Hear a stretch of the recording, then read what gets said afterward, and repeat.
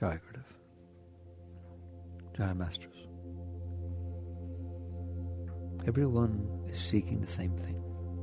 Good people, bad people, rich people, poor people, young people, old people. Everybody is seeking the same thing.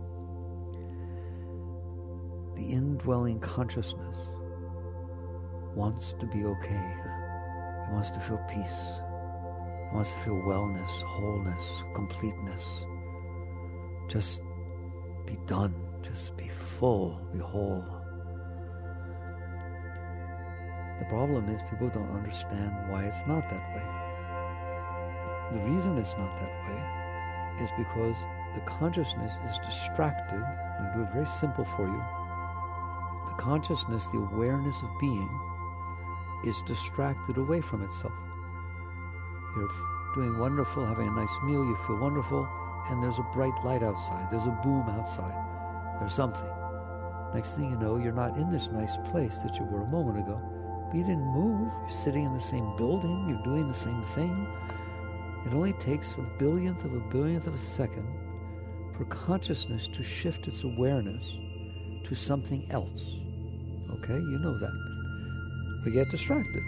Consciousness gets distracted by what most interested, either because of fear or desire. That's what you're most interested in. That what you're most afraid of, or that what you most want. And if anything happens that's like that, it distracts you. Not everything distracts you. There's all kinds of things going on around you when you're reading, when you're driving, and so on, and you're not distracted. But you are distracted by things that interest you. Let's just say things that interest you. We'll talk about what all that means. They're words. I could explain it all to you.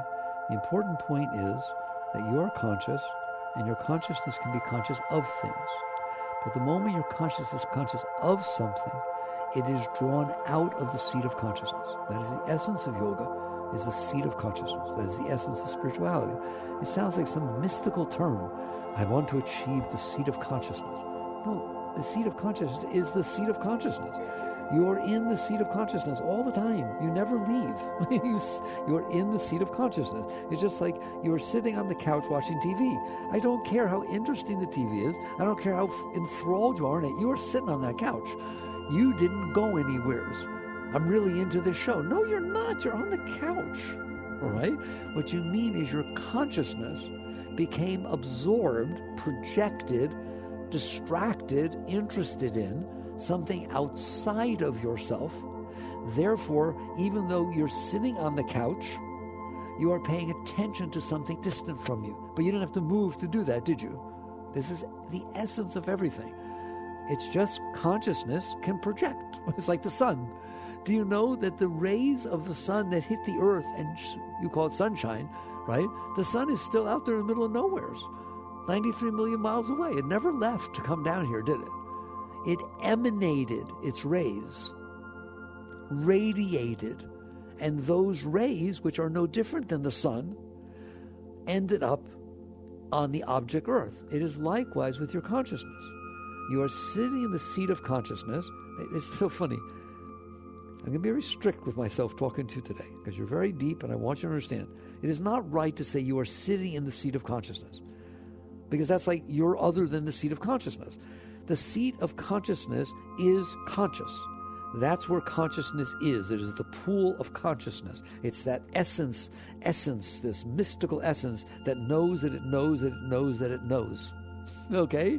Your hand does not know that it knows, but you know that your hand, okay?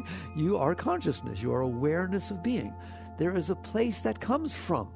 Just like there's a place the sunshine comes from. There's a place you are watching the TV from. There's a seat of consciousness.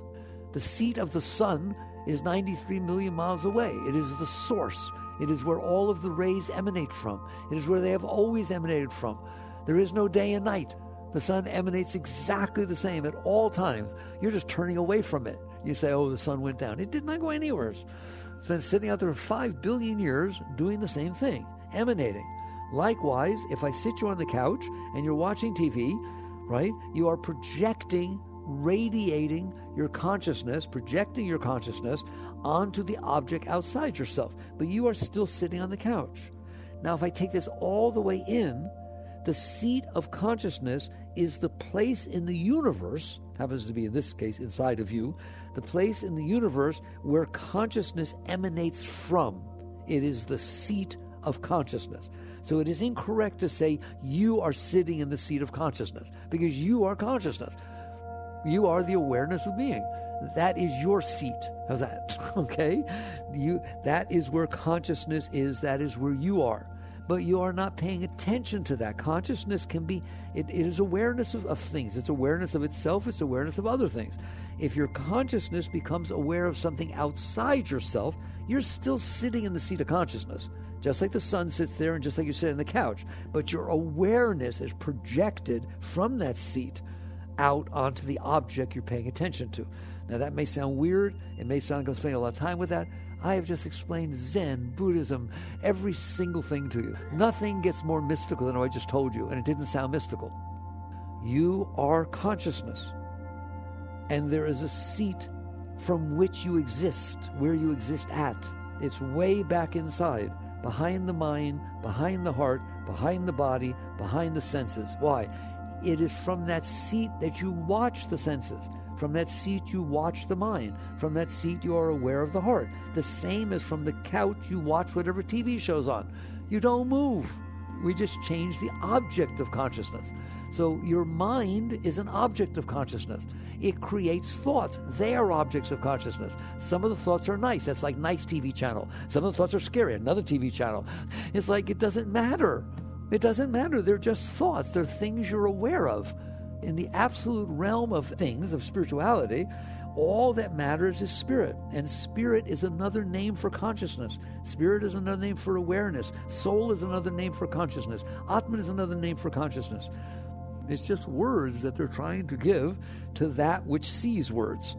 So you are the seat of consciousness, but things distract you. They pull your awareness away from the seat of consciousness. Meditation is it's not simple to do. It should be. Well, maybe when we're done it will be. But meditation is very simple. What if you were not distracted? Meditation is not something you do. The reason we have to do something is we're too busy doing something else. In the end, you're not doing anything in meditation. You sit down and your mind is talking a little bit. You don't pay attention to it. That's like the TV's on, but I'm not watching it. I don't have to watch the TV, right? The heart might have an emotion. I'm not watching it. I'm not making it not. I'm not fighting with it. I'm just not paying attention to it.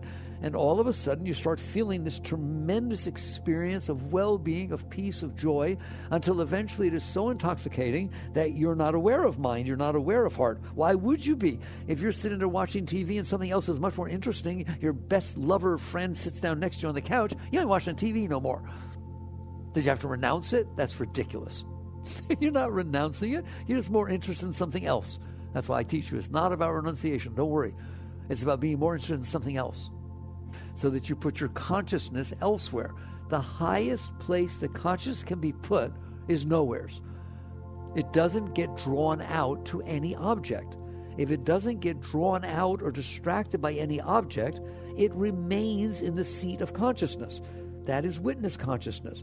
That is becoming established in the seat of self. From that seat, as you settle into that seat and become comfortable not leaving, how? You're not getting distracted. Ultimately what happens is the seat becomes, well, I'll catch you up a little moment, how it happens, but the seat becomes so beautiful. Why? Because consciousness is beautiful. Not only is it the most important thing in the universe, right? If you weren't conscious, nothing has meaning, does it? Consciousness gives meaning to everything. Consciousness has a nature. We call it Satchidananda. That is the nature of consciousness, and it is also another name for God in the Hindu scriptures. Satchidananda is the most beautiful one. Satchidananda, all right? Eternal conscious ecstasy. Well, why would it be called that? Because that's what it is. That's what you experience when you don't leave the seat of consciousness. You don't have to do anything to achieve that. If you just don't leave it, that's what it is. That is the nature of self, is Satchidananda, eternal conscious ecstasy, eternal conscious bliss. It always has been blissful, it always will be blissful, and it's just permanently blissful. All right? And so when you stay in that seat, you start to feel that ecstasy.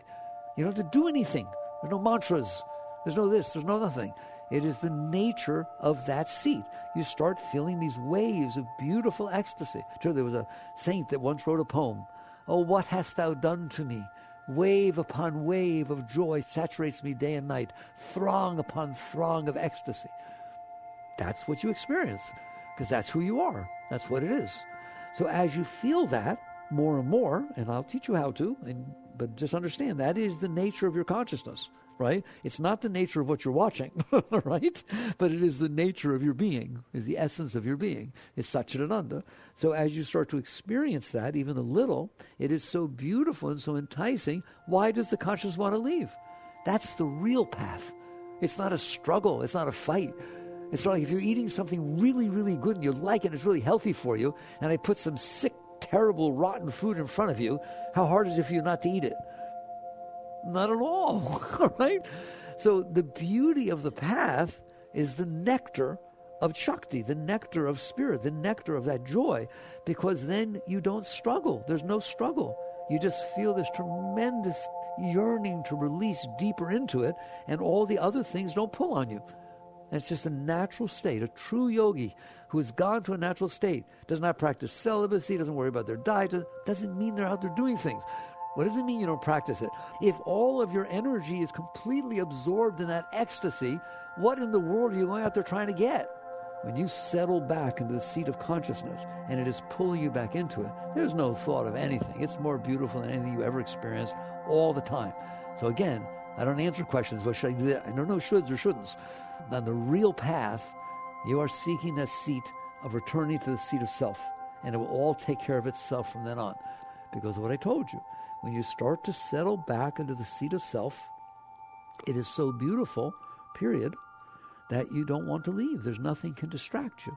So it's all about returning to the seat of self, but you don't return by going there. You return by not leaving. That's what I like to teach you, right? It's not a struggle to get back to the seat of self. That's ridiculous. In other words, you left and you're driving away and now you're struggling to get back. Why don't you just not leave? That's the true path. You see the difference?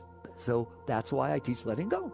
That's why the ultimate path is, okay, so I'm in the seat of consciousness. You're all in the seat of consciousness. That seat of ecstasy, you're there right now. Just like you're on that couch watching TV. I don't care what's on that TV scaring the heck out of you. You're on that couch. You are right now sitting in consciousness. You're sitting in the highest state that possibly could be. The problem is there are things outside of that state that are distracting your consciousness, aren't there? Your thoughts. You say, but it's hard to stop my thoughts. I didn't ask you to stop your thoughts. I asked you to not pay attention to them. I can't. I know. You haven't learned how. You see the difference? If you're going to be busy stopping your thoughts, you have to leave the seat of consciousness to fight with your thoughts. Why is that a spiritual thing to do? In no way, shape, or form. If you learn to not be interested in your thoughts, they're just clouds that come and go. They teach you that. That's very Zen Buddhist teaching, right? The thoughts are like clouds. They come and they go. They pass. They do come and go, don't they? Why don't you just let them? The TV's on. You don't have to watch. You don't have to turn it off. You don't have to go out and argue with the director on Hollywood to make a different show that doesn't scare you so much. Just don't watch. Are you capable? I knew a friend that was into Buddhism very heavy, and he had a teacher who taught him, because he was very into meditation and everything, who taught him that he had to keep his eyes open during meditation. And he couldn't do that. It wasn't natural to him. And I understood. I talked to his teacher once, and it's like she's teaching him, yes, you can close your eyes, and yes, you can go into a state. But if the world can unfold in front of you, and it interests you so little that you can go into the same state, you've achieved something. Otherwise, the minute you open your eyes, you won't be in meditation, because something will be going on that bothers you. Do you understand that? And I'm not telling you that's how you should meditate, but I should understand the different paths, how deep it is. But she was teaching him, if you can have your eyes open and it not distract you, that's higher than closing your eyes, all right? That's like the ultimate liberation or freedom.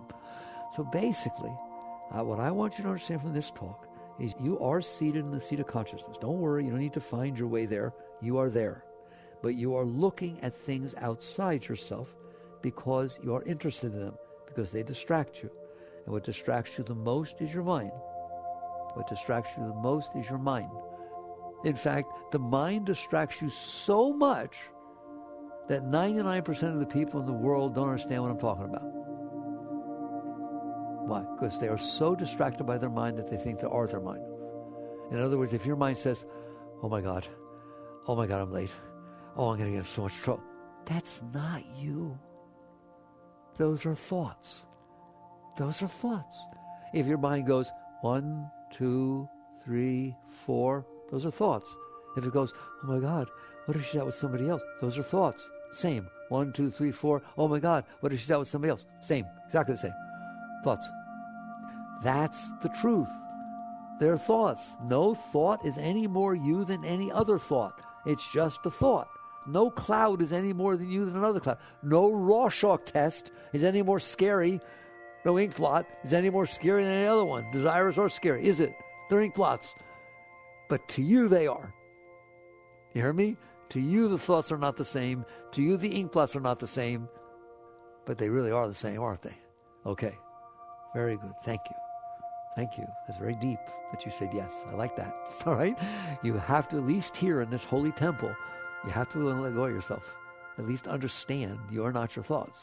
And that those things that you think you are all day, that talk constantly about what you should be doing, what you shouldn't have done, and what you did wrong, and all right? They're just thoughts. They're just thoughts being created by mind. The problem is not that there are thoughts. The problem is that you're interested in them. And because you're interested in them, they distract you.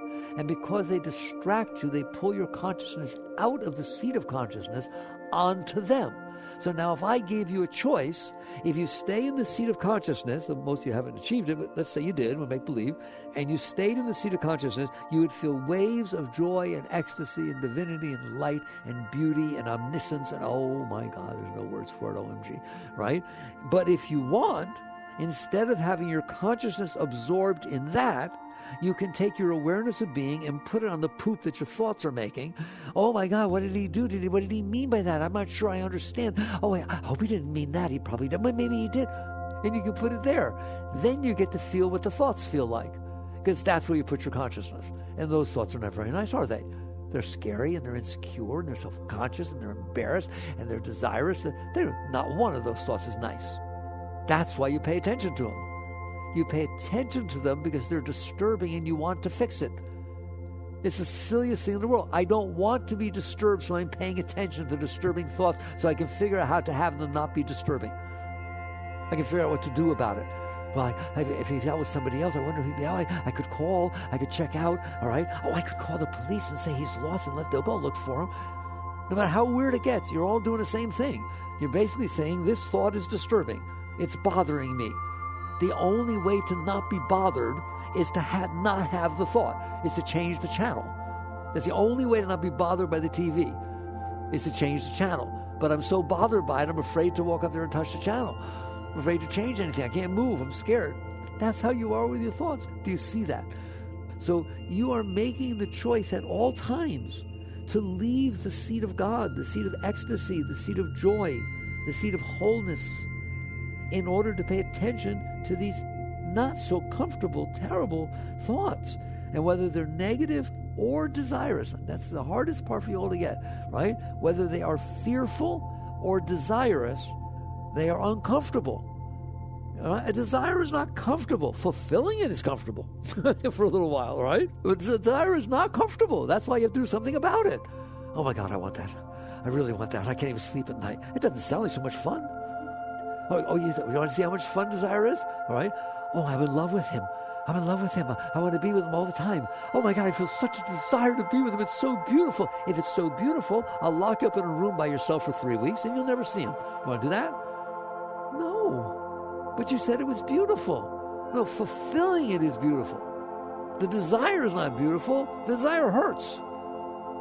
A desire burns inside of you. I'm burning. What is the desire? Fulfilling it, why is it? Because if I make it not burn me up, it's very fulfilling. So desires are not right or wrong. Fears are not right or wrong. It has nothing to do with that. No one's going to take anything away from you. Don't worry. But once in your life, understand what's going on, because nobody will tell it to you. They're afraid to. A desire is not comfortable. A desire is an uncomfortable thing. Every single desire is an uncomfortable thing. That's why it's comfortable when it gets fulfilled. Okay. tough talk, isn't it? All right? So you are bothered by fears because you're afraid of them. You don't want them to be there. So what do? You try to make them go away. You try to make them not happen. And then you feel relieved. Hey, that feels good, doesn't it? If something you were afraid of doesn't happen, you get to feel relieved. Well, that's the same as you have a desire, it's not comfortable, you get it satisfied. If you're lucky, it relieves it. All of it's the same. They are discomforts. When you leave the seat of self, it is not comfortable. Now, the main thing I'm showing you is not just you're leaving the seat of self, you're leaving ecstasy. You're leaving everything you're looking for. Everything you tried to get from the desire and everything you tried to get by avoiding the fear is your natural state. That's why they say when somebody attains enlightenment or satori, they just laugh. It's funny, right? I was leaving in order to get there. I was leaving the seat of self and then saying, I want the experience of being back in the seat of self, but I'm trying to get it through leaving it. I don't know how to explain it. That is literally the fall from the garden. I've just described it to you. Your natural state is beautiful, but you tasted of the personal self. It pulled your consciousness out. And so now you are suffering and struggling. The beauty is suffering and struggling. That's just unbelievable. Why? Because it left the seat of self. It's not like leaving God. I mean, it is, but that's not how I want to talk about it. Your consciousness got distracted by other than self. And most people have never returned to self. Therefore, the only joy they know is if it is distracted out here because it wants something, get it. If it's distracted out because it doesn't want something, avoid it. And that becomes your entire life. Trying to get what it is that will make your desires feel better and trying to avoid what it is that makes your fears get stronger. And you just struggle your whole life. Just go out there struggling to try and create a life that will be more comfortable outside of self. You're actually building your home outside of your home.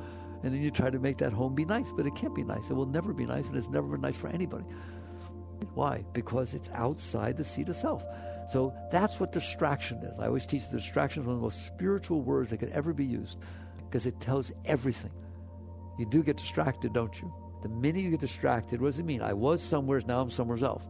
In the ultimate, you were with God, you were in the seat of self, and you got distracted by humanness. You get distracted by your thoughts, your fears, your desires, your memories. You get distracted by all the garbage, all right? So now, I told you, the mind is the most distracting thing that you will ever deal with. It distracts you so much that it made you forget who you were. You think you are the one who's worrying. You think you are the one who wants things and fears things. You hear me? No, you're not. You're watching that. That's why they teach you witness consciousness. That's why Krishnamurti taught what was called objective observation. What does that mean? The ability to watch the thoughts objectively. Just observing your thoughts. I had somebody wrote me and he said, I think I'm practicing witness consciousness after reading your book, but every time I look at my thoughts, they go away. Why is that happening? Right, it's very deep. I haven't answered him yet, but it's very deep. He's not practicing witness consciousness. He's practicing a layer of mind, watching a layer of mind. And obviously, if all you're doing is going to another layer of mind, then you're aware of that. You're not aware of where the thoughts were before. And that's a game that people think they're doing witness consciousness. I'm going to answer him, and it will be very simple, right? How do you know? What do you mean? How do you know that there were thoughts, and how do you know they went away when you looked at them? That's witness consciousness.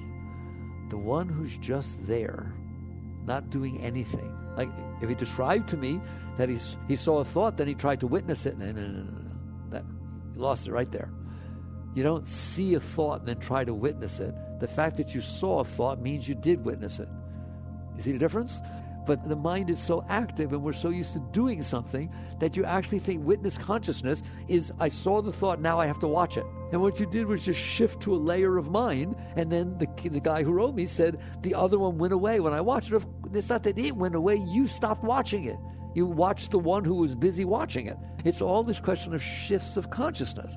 Witness consciousness is effortless. If you are doing anything to practice witness consciousness, you miss the train. The very fact that you noticed a thought means you are in witness consciousness. And you are always noticing thoughts. The problem is you're not comfortable just noticing the thought. Before you had to do something about it to get rid of it or to get it. Now you have to do something about it to not get rid of it and not get it, to just watch it, all right? Anything you do about it ruins witness consciousness. So next time, I want you to play with this stuff, all right? If you see your thought, Just relax. That's why I teach you that. I know you want to do something about things. There's just this tendency to fix it, to do something. The thing I want you to do is relax. So I'm watching a thought, and something inside says, you need to witness this. Just relax. Relax. I see a thought, oh my God, it's starting. Relax. Don't do anything. Just relax. And that is witness consciousness. What you did was cease to move to another part of mind, and you just let mind be, and you let yourself be. So the mind is distracting. Now let's talk for a moment why the mind is so distracting. I've taught it to you many times, but I can do it very condensed. Why does your mind say what it says when it says it? Why is it think so negative anyways? Why is it so down on you? You did this wrong, you didn't do that, remember when you did this. The mind is the biggest bully that ever existed, and it's there all the time. What you did wrong, if you did it wrong 10 years ago, it's still bothering you about it. It's just constantly worrying and thinking and remembering the past, and it's not nice to live with. Why is the mind that way? Because you held the problems you had inside your mind. You didn't let them go when they happened. And if you store them inside the mind, they need to release. And they are releasing by talking through that talking head. They're trying to release. That's why your past comes back up. You mind your own business, you see a billboard and it reminds you of something. Mind starts talking about something that happened 20 years ago. All right? It's amazing. That's because it got stored in there. If it is stored in there, it is going to try to release. And that's as simple as I can tell you. So why does that make the mind so distracting? The things that happened a long time ago. They're things that bothered you a long time ago. You couldn't handle them when they happen, so they bother you when they come back up. If you had a bad experience in your youth, how do you feel when you start thinking about it again? Terrible, don't you? How in the world can you feel what you felt when you were 5? You do. It's still there. And it comes back up. There are people who get scared. They get scared because something reminded them of their childhood. There were some people, Freud said everyone. Okay, you got stuff stored in there, the formative years. How can that be? Because you stored it. It's going to be there, and it's going to come back up. Because it's the things you were most scared of, it is the things that distract you the most. That's why I said the mind is the most distracting thing you will ever deal with. It's custom built to scare the hell out of you. Why? Anything that ever scared you is still in there. And the things that didn't scare you aren't in there, are they? Because they went through. Therefore, when your mind expresses itself, it's expressing the scariest stuff you ever experienced. That's why you don't like being alone. So then I work with people. There are signs that I can tell real growth, right? And to work with someone who never was able to be alone. They have to be with somebody. They have to be doing something. They have to be out and about and so on. Just don't leave me alone. And then over time, they like being alone. What does that mean? You work through your stuff, all right? It's not as scary in there. Because when you're alone, there's nothing distracting you from yourself. You're stuck with yourself. Well, I want to make it so it's nice in there. So you like being with yourself. The nicest place in the whole world you could ever be should be inside yourself. How you like that? That's just the most nice, enjoyable, fun place is, woo, it's nice in here. All right, so they ask people, what's it like in there? What if we come in and visit? You would never let us. Right? I want it to be, it's beautiful in here. It's fun in here. Come on in. Come on in. Hang out for a while. You can make it nice in there. But right now, it's not nice in there. Why is it not nice in there? Because you didn't do your work. When things bothered you, you kept them. You stored them. You suppressed them. And now they're trying to release. And by the time you have all these myriad things in there, millions of things, even tiny little things bother you. Somebody forgot your name once. Now you see them again. You don't feel so good about them. The tiniest things are still in there. I told you want to know how much is still in there? Go to a high school reunion. And you just see what comes up. You just see how you feel about the different people when you meet them. You're going to have the same garbage in there that was in there 10 years ago. I don't like him. Right? I remember what he did. Okay? It's all stored in there. And so basically it's going to come back up. When you're not using your mind, it comes back up. That's your default mind is the disturbing one. And that's why the mind is the most distracting thing. If I never taught you anything else tonight, do you get that? Now do you see why it's so hard? Now do you see what's going on? It will distract you because it's scary, right? Or desirous. You've stored the things you wanted the most wonderful experience you ever had. You remember those suckers, don't you? All right? So when they come back up, you want to do them again. So they distract the heck out of you. That's why it's so hard to kick a drug. The psychological, forget the physiological aspect. The psychological aspect is because it's nice. You liked it. It's nicer than when you were before. And so all of a sudden the memory comes back up and you want to do that. And the next thing you know, it distracted you away from what you chose to do with your path. A lot of people choose to give up drinking or not drink or not do drugs, and they can't because it is that distracting. And by the way, right now I'm going to do it real quickly. That is why it is so hard for addicts to pull themselves out, and why AA sits there and says you're an addict for life, because they don't want you ever to let your guard down. Master Yogananda used to say it takes 7 years to undo a habit, to truly undo a habit. All right, same sort of thing, right? That's how strong it is. So basically is what happens.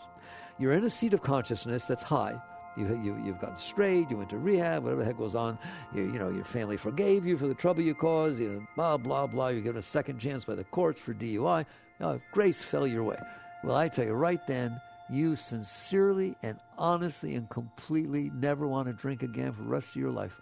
And you take every vow and every pledge that there could possibly happen, and you are not lying. You mean it to the bottom of your being. Do you understand that? That is because your consciousness has pulled itself out, not to the seat of self, but to a higher mind, a clearer mind, because there's more energy flowing. It's a good time. Everything was forgiven, open, very open time, right? And you make these vows, you make these pledges. Then what happens is something happens outside. You get fired from your job. This happens, that happens. Somebody gets sick. Things happen.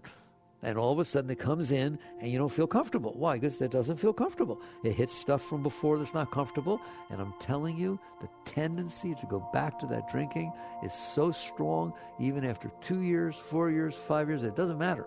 The moment your consciousness gets pulled out of that seat of strength down toward the problem self, that's how it took care of its problem before. It's back down there. And it's going to say that. It's going to say, I just need a drink. I'll be okay if I have a drink. Just one snort, one thing. Don't blame anybody. Just understand what happens. It doesn't mean they didn't mean it when they said it, but they're not in that state now. Their consciousness got distracted by these lower things, and therefore they're dealing with those lower energies. All right? So it's difficult to break these things, and that's why it's very important. If you want to aim your life somewheres, the moment you have clarity, start building support structures around you. Yogananda, who was all about will, is a phenomenal, enlightened being. He once said something that floored me. He said, environment is stronger than will. I mean, he's a master of yoga. How could he say such a thing? But he did. He said, environment is stronger than will, to begin with. So the environment around you is stronger than your commitment to not get distracted by other things. Really, what is he saying? Your environment will distract you. It distracts you. Somebody's trying to give up drugs. Don't live with someone who's doing them. Oh, I can handle it. No, you can't. I don't care who you are. I don't care how committed you are. I don't care how long you've been off the alcohol or the drugs. You cannot put yourself in that environment and think that for any prolonged period of time, you ain't going back. So that's why I teach you guys. Don't even face in a direction you don't want to end up. Don't give it all that room to start building those patterns back up, and then you're not strong enough. You just look at it and say, no, I don't want to drink. I've decided not to. I'm just drinking, doesn't matter what it is. I don't want to do that anymore, right? So when someone invites you to a bar and it's a friend, you say no. Why? That's why. Because you're a wise person. You understand the strength of the patterns. So basically, it's all about distraction. And the mind is the most distracting thing. And since your establishment in the seat of consciousness is very tenuous, like I said, most have never even turned to that seat. We'll talk about exceptions in a moment. And therefore, they live inside the mind. What the mind says, if it wants something, they have to get it to be okay. If it doesn't want something, to avoid it, to not be worse. And the only way they know how to be okay is to appease the mind. It tells you what to do, doesn't it? It tells you what to do and what not to do, and when you can be happy, when you can't be happy, and right? It'll tell you, I want to do this, and then you do it. Say, oh, I shouldn't have done that. You got guilt, fear. Oh my God, I wouldn't live inside that place for all the money in the whole world. It's worse than a haunted house, isn't it? There's no peace in there. That's absurd. It's the craziest thing in the whole world. But it pulls you into it. It pulls your consciousness into it. And that's just the mind. What about the heart? Oh, I left the heart out. Yeah, I wanted to be nice to you. The heart's real hard to work with, isn't it? When the heart opens up and it wants to go somewhere, hard not to, isn't it? Right? It pulls you right into it until you reach a state where what is going on inside, deep inside, in the seat of your being, is stronger and more beautiful and more love than anything your heart can feel. The heart's a problem. because it will pull you out. The heart says, I love her, I love him. It's not true. You love love. You love the experience of love, don't you? You love that experience of joy, of enthusiasm, excitement. I can't wait to get home to see him or her. And oh my God, and you feel that love. It's a beautiful, beautiful experience. And you say, I love him, I love her. You're a liar. You love the experience you feel in their presence. How's that for a statement? You love the experience you feel inside yourself when you're in the presence of that person. What if you didn't feel that inside? You'd lose interest. It's very embarrassing to talk about. Right? But it doesn't mean you don't have relationships, but I want you to have deep ones. It's hard because the whole world does otherwise. What's a deep relationship? I understand that the love is a state inside myself. The more I come back toward the seat of self, the more I will feel love naturally. And then by all means, share it. But understand that it's your love and you're sharing it with somebody. It's not them that's making you feel the love. How can they make you feel the love? All you're doing is opening in their presence, and that's letting you feel the love. And then when they do something you don't like, you're closing in their presence. Okay? It's all you. So that's why it's not about renunciation. I said it a million times. You are not giving anything up on this path. You are getting everything. Right? I mean, yes, if you're eating really bad food that's rotten, and I put really good, healthy food in front of you, you don't eat the other, but I ain't calling that renunciation. If I'm giving up something that's better for something that's worse, I did not renounce the worst. I took the better. You see the difference? Yoga is not about renunciation. It's about taking the better. It's always about taking the highest. So you never should feel like you're giving anything up. The reason you feel like you're giving something up is because you haven't experienced the high yet inside, and you've been playing around with the stuff out here, and you know it's not helpful, and so you have to struggle some. Understand that. The key, though, I'm back to, it's all about distraction.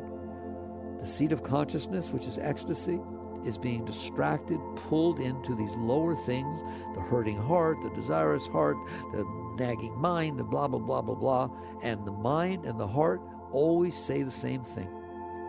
Fix me. If your heart wants something, it says, get up, get it for me, doesn't it? And if your heart doesn't like something, it's scared of something, make it stop right now. Is that not how your heart talks to you? Whatever it says, you jump. And the mind's the same way. I don't like that. Do this. I want that. Figure out how to get it.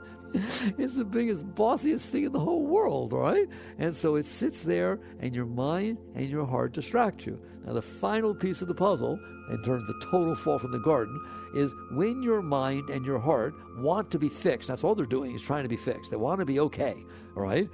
They will always tell you the same methodology of solving the problem. Go outside. It's amazing. The answer's outside. Get a new boyfriend, get divorced, do a thing, have another child, don't have another child, travel, move to a new place, change your clothes, change your image. You were timid, make yourself be assertive, and in other words, the answer's outside. Why? Why is the answer always outside? Because the impressions that your mind and your heart have had over the course of your life of things that are nice and things that are not nice were all coming in through your senses. They programmed you to think that way. You had a relationship in 12th grade, or it was really nice. Now you're always looking for something like that again. You had a relationship and somebody really treated you badly. You don't have anything to do with any of that kind of stuff. So now you've got the lay of the land. You're in there. You're in ecstasy. You're the closest thing to God. We'll talk about that in a moment. The only one that has a right to even use the word G-O-D is one who's seated in the self and being pulled back into the ecstasy of their being. They know God. It is that force that's pulling me into it. It is the source of the love that I'm experiencing inside of myself. It is the joy, the ecstasy, the light, right? That's a knower of God. Otherwise, you're not experiencing that because you're distracted by your mind. You're distracted by your heart. And they're all distracted by the world because that's where the answer is. And so you're so busy out there. You know, if they taught you properly, that you're out there busy. Not only you're out there busy and have always been busy, but they've told you always make the right decision, so you'll always be busy. And you better figure out what you want and go get it. Because the only way you're going to be okay is to figure out what you want and go get it. And getting it's not easy, is it? So you go to war with everybody and everything around you to try and make it be the way you want and not be the way you don't want. That's the biggest. Don't be the way I don't want, because that doesn't make me feel good. All right, so what's the answer? The answer is very simple. The answer is work on the deepest part of your being that you can. Work on not getting distracted by what the mind is saying. That's where I would have you work. The heart will follow. I'm sure you've noticed that the vast majority of things your heart feels, your mind started the battle. What if this happens? Oh my God, where is she? But the mind starts it, the heart follows. Sometimes the heart goes first because all these some scars, these patterns that you stored in there, and they're trying to release. And when the heart goes first, you know what the mind does? Why do I feel this way? Maybe it's because, probably because it tries to figure out mentally why the heart is feeling that way. Isn't that cute? All of it is because of these patterns that you've stored inside yourself. They are trying to release through the mind or through the heart, and whichever goes first takes the other with it. If the heart starts to hurt, your mind, what's wrong? Probably, maybe it's because mommy did to me when I was 10. Right? The heart starts to feel good. Oh my God, what did I do? What did I eat? I want to feel this again. So the answer is as follows. When the mind talks, relax. When the heart feels, relax. Why? Why will that get me? It will get you not being distracted as much, at least as much, and to begin with, just one moment less distraction by the mind, less distraction by the heart. If you are pulled out less, not only do you not have to get involved in all the stuff that it's doing, but you get to stay a little bit longer, a little bit closer to the seat of self. So letting go, surrendering, letting go, the best you can all the time is the highest path you can possibly walk. So if somebody doesn't say hello to you, your heart starts to feel anxious and insecure and hurt, let it go. It's just a moment in time and space. It'll pass, but it hurts. You need to learn to be comfortable with that hurt. Otherwise, you're going to keep that stuff inside of you. Sometimes things hurt. Here, you're playing volleyball, okay? You jump up to block, and the ball goes bam, and you get a black and blue mark all over your forearm where you blocked the ball, okay? Does it hurt? Yeah, it hurts. You're going to keep playing? Depends. If it hurts too much, I should sit down and ice it. If it hurts some, I can continue. But what about next week? I ain't playing anymore. It hurt. Is that how you're going to be about a sport? I'm not going to play again. It hurt. That doesn't sound real good, does it? You know, it'd be like that. So you sit there and say, I'm going to play again. And somebody says to you, but didn't it hurt? Yes, it hurt. Then why are you going to play again? I want to play more than I'm concerned about the fact that it hurt. I can handle the hurt. If you can't handle any hurt, you can't have a mosquito bite, you can't get wet, you better just stay inside and lock yourself up. But it's worth going outside. It's worth going to a picnic and get bit a couple of times. You rise above the disturbance all the time to do things that you want to do. I'm hoping to inspire you to want to do this. Women go in to have babies. I hear it hurts. Don't be scared now. I'm not talking out of it. I know ones who went back for seconds after screaming their heads off on the first. Oh my God, what is that about? I thought you don't like things that hurt. If the reward is worth it, it's worth it. Okay, I'm telling you, I hope you understand, the reward is worth it. You're talking about sitting in a seat of joy, of love all the time, no matter what's going on. It is your birthright. It is your natural state. But you have to be willing to let go of the disturbances that are distracting you. You say, okay, fine. Yes, it's disturbing. You don't deny it. I'm not practicing denial. Yes, it's disturbing. It's just don't be disturbed by the fact that it's disturbed. You don't have to be disturbed because your arm hurts. You can still play. You're not your arm, are you? You're the one who feels your arm. Therefore, you're independent from the feeling of your arm, and you are welcome to keep playing. They call it play through it. That's a sports coach will tell you. Just play through it. What does that mean? Don't let your consciousness get drawn away from your commitment to win this game, to play this game. It's a halftime talk, all right? Don't let your consciousness get drawn away from your commitment that you came here for. This is the game of your life, and you know that this is temporary. The pain in your arm is a temporary thing. Rise above it, play through it. That's what spirituality is. You are inside. You are not denying that the mind has problems. You're not denying that the heart has problems. You're not denying that the world does not always unfold in a very reasonable way, if you haven't noticed, okay? And one thing it does is disturb your mind and your heart. Are you okay with all that? Play through it. Just play through it. Well, what do I do if somebody came up to me and just said something not nice and they just dumped on me and then they went away? Well, let's be logical. Do you want to go chasing after them and say, why did you say that? So they can say more to you? So the answer is no, I'm not going to chase after them. All right? Well, what are you going to do? Figure out for the next 3 days what you're going to do next time you see them? Think about how you're going to get even with them and do it. Well, that's ridiculous. And for 3 days you're disturbed. The only rational thing to do is to say, all right, I guess he wasn't feeling well. Hope it made him feel better because I'm okay with it. Just relax. You understand? So then it stops bothering you 10 minutes later. And guess what? Next time you see the person, you just gave him grace. You didn't dump back on him. I guarantee he didn't even remember it. He was just in a bad mood. He didn't even think about it ever again. He didn't take it personal. You did. So you relax and release. What it means is, I'm here and I notice the disturbance. That's okay with me. May be disturbed, but I don't have to let the disturbance distract me. I can relax my way through it. And that's why I teach you is the highest path. Practice relaxing. Just the tiniest thing in the whole world. You know, you're in a shower and somebody flushes the toilet and it gets hot or cold for a moment. You can ruin your shower, or you can say, you think the plumbing would be better, and relax your way through it. Okay? Just keep doing it. You go get your hair done. It doesn't come out exactly the way you expected. The bangs aren't right, or this is things too short, too long, right? Take a look at it. See what you would have done in the past. Watch her or him freak out and laugh. And use it to go to God. Use it to return to the seat of self. Relax your way through it. That's the entire path. Meditation will help you because you practice relaxing. Mantra will help you because it gives you another place to put your consciousness that isn't distracted by these disturbing things. I told you, most of what your mind is doing is spewing up all the disturbances you stored from before. Mantra, if you practice it, Guru, Guru, Guru, God, God, whatever the heck you are, right? If you practice that over time, you will find that when the mind starts getting disturbed, the mantra's still there. Quiet, but it's still there. And your consciousness gets to make a choice. Do I want to hang out with the poo-poo head, or do I want to hang out with the mantra, right? And I guarantee you'll pick the mantra, all right? But it's a struggle. And I like that it's a struggle.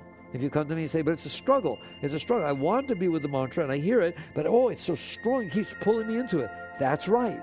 That's how powerful those patterns are. That's how strong the power of distraction is. It means you have lots of karma and some scars and patterns and neural pathways concerning that thing. What you're trying to do is carve new ones. Don't worry about it. I don't care if you fall down 6,000 times. Just get back up and do it again. And over time, you will beat that. And the next thing you know, it won't be disturbing you.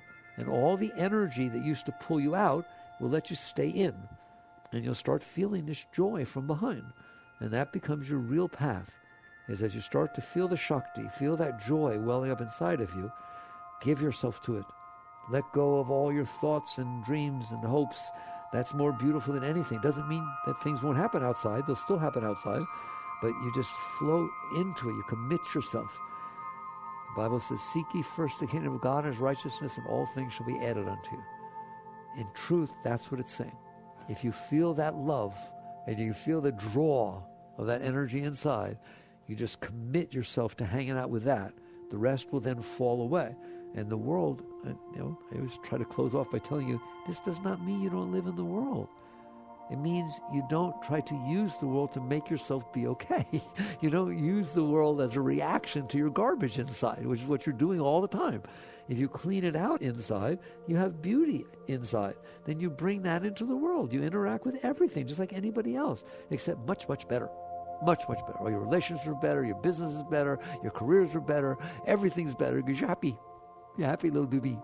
All right? Wherever you're going, you're happy, you're enthused, you're inspired, you're giggling, you can't wait to get there. Whoa, wait till you see how good you do at every single thing you touch. Who doesn't want to be around a person like that? Everybody wants to be around a person like that. Okay? And so this is your spiritual path. I did it from a point of view of distraction. This time I started from the seat of self and showed you why you're not there. If you're out there seeking self, you are the self. How do you seek yourself? Be the self. Don't seek it. Just be. As I say, it's being. If you will just let go of what's drawing you out of self, you will end up in self. If you let go of what you're not, but what's left is what you are. It's not that you find what you are. Do you see the difference? So there's your work. It's a great work. It's a great journey, the journey home. Work on these things. Jagrata.